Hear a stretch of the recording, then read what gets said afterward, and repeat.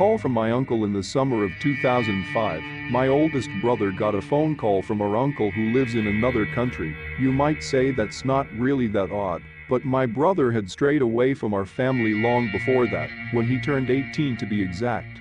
He moved out, started his own life, got into drugs, went into debt, and all but ruined everything he had going for him. My parents were very supportive of all of us, and my mother tried to keep in contact with him for years. It was really weird because we had begun to give up on him.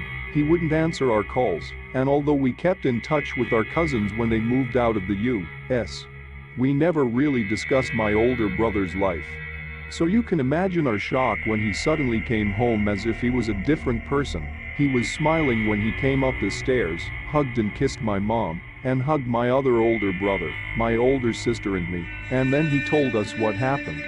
He had gotten a call from our Uncle Al while he was on his way to his drug dealer. It was mostly weed and the occasional something stronger. He had been off of it for 6 months, but he was feeling very stressed from overworking to get out of debt. He thought that maybe a little bit wouldn't have hurt. When Uncle Al called him, it was about 3 in the afternoon. He said they had the most wonderful conversation, that Uncle Al was proud of him for changing his life around, and that he was going to be okay. There was more to the conversation, but I forgot most of it. After they hung up, my brother had a complete change in heart and mind, and decided to come home instead and stay off of drugs. He was suddenly happy and couldn't wait to see us all, and even asked us to forgive him.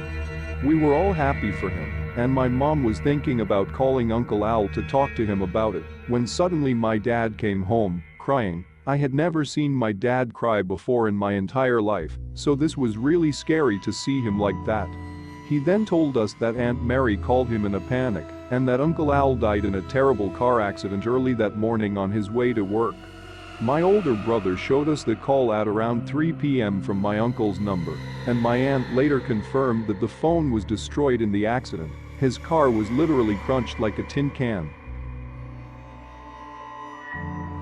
Thanks for watching. If you enjoyed the video, hit that like button to support my work. And as always, enjoy the fear, my dear.